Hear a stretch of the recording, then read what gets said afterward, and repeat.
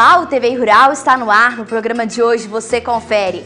Tripanossomose bovina é tema de reunião realizada no Sindicato Rural. Trabalhadores rurais participam de curso de manutenção de tratores no distrito de Tavares. Polícia Ambiental realiza fiscalização em empreendimentos de suinocultura e avicultura em Pará de Minas e região. Acompanhe também o sobe e desce dos preços de mercado. O TV Rural está no ar.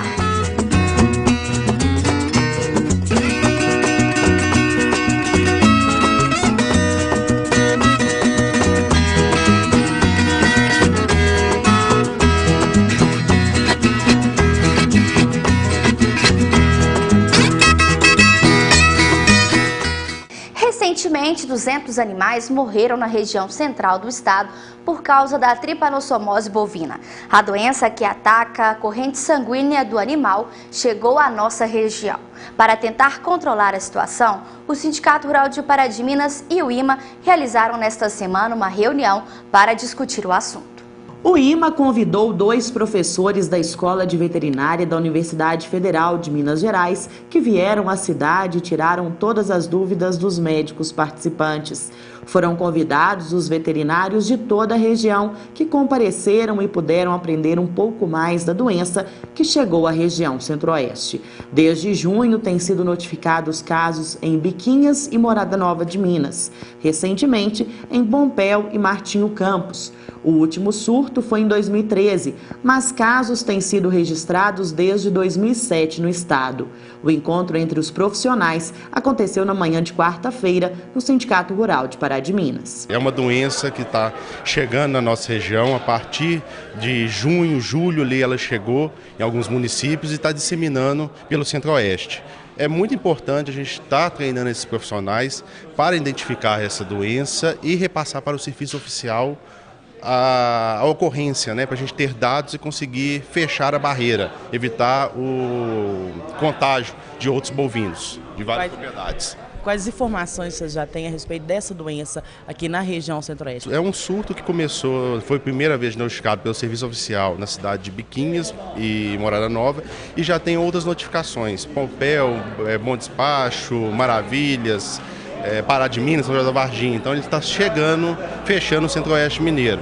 É uma doença onde há grandes perdas econômicas do produtor, então tem grande importância essas perdas econômicas e estamos aqui para treinar esse pessoal, para a gente evitar a disseminação mais dessa doença. O importante a gente lembrar aqui que é uma doença de notificação obrigatória pelos médicos veterinários, porém a gente não interdita as propriedades dos fazendeiros, pode comercializar os produtos, os animais, não é uma zoonose, então não transmite para o ser humano, tá? O que ocorre é só perda de animais, perda do leite, assim, da diminuição da produção de leite, perdas econômicas apenas. Então deixo aqui que notifiquem para o serviço oficial para que a gente consiga fechar essa barreira. Não iremos interditar as propriedades que tiverem essa doença.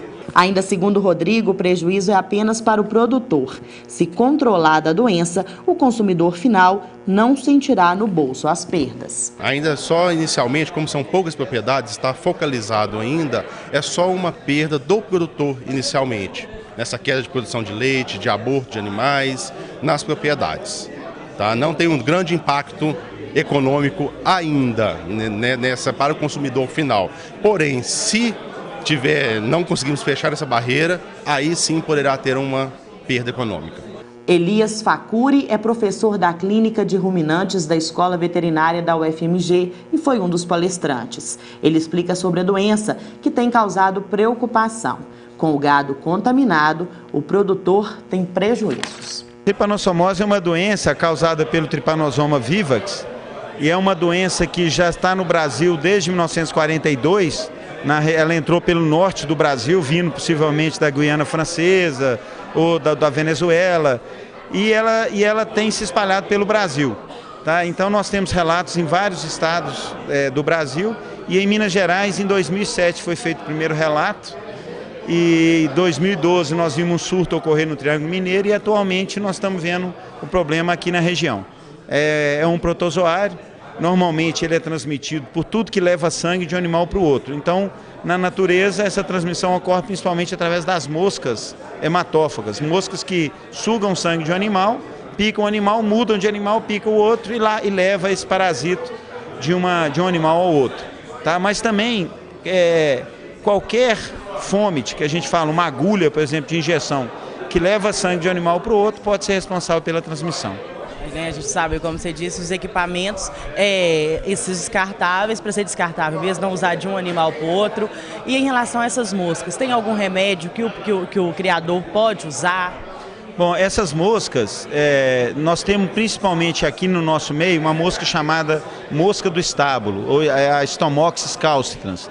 Essa mosca, ela cria em matéria orgânica, então ela cria no esterco, aquele esterco de beira de coxo misturado com resto de silagem, resto de feno, resto de alimento, e ela gosta muito desse ambiente, e ela precisa de um pouco de umidade, então ela gosta de umidade e esterco.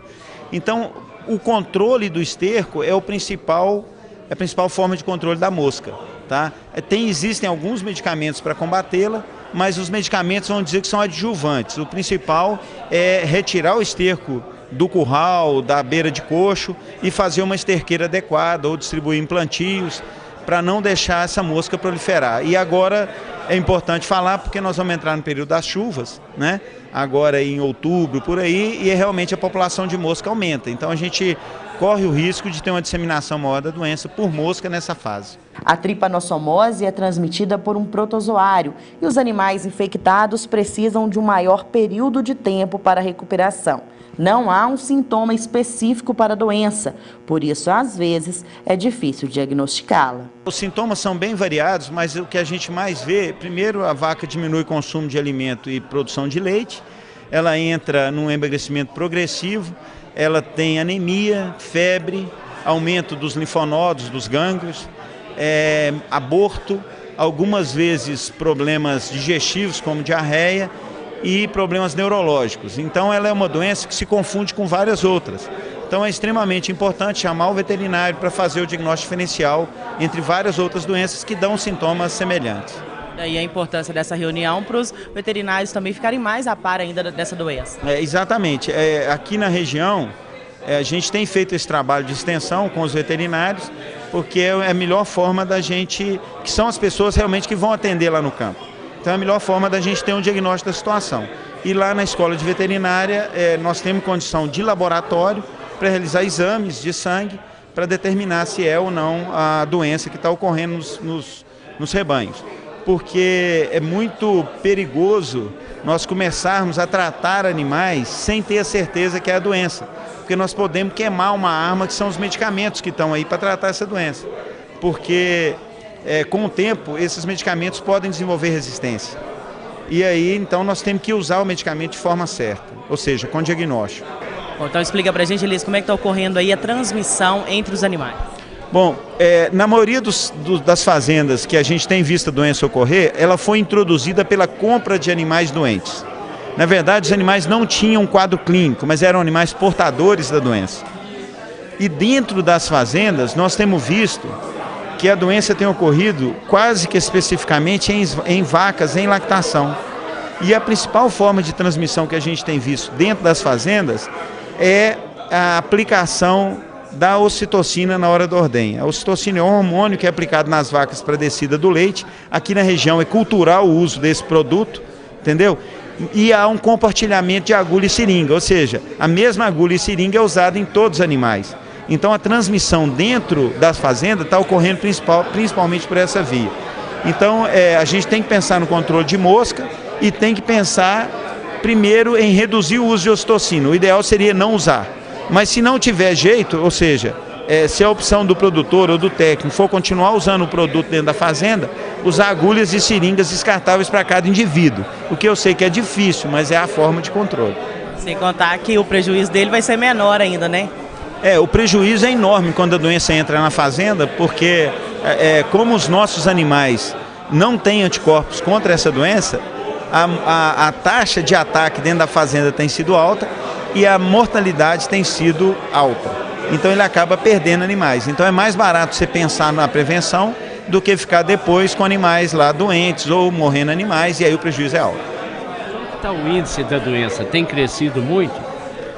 É uma pergunta interessante, porque na verdade nós estamos querendo começar agora um trabalho de epidemiologia dessa doença. O que acontece? Tem chegado para nós fazendas com o problema. Nós não sabemos na região qual o tamanho do problema, não sabemos. E sabemos que quase todas as fazendas têm essas características. Adquiriram animais há pouco tempo e usam ocitocina. E tem sido nesse padrão de fazenda que está ocorrendo. O nosso medo é que, como existem então agora várias fazendas com a doença, é que quando chegar o período das chuvas e aumentar a mosca, mesmo não tendo essas características, ocorra a disseminação da doença. Agora você também pode compartilhar e curtir o nosso conteúdo no Facebook. O endereço é facebook.com/TV Rural. Mande sugestões de matérias e deixe o seu comentário. Se ligue lá! Daqui a pouco você confere. Polícia Ambiental realiza fiscalização em empreendimentos de suinocultura e avicultura de Pará de Minas e região. E acompanhe o sobe e desce dos preços de mercado. TV Rural volta já!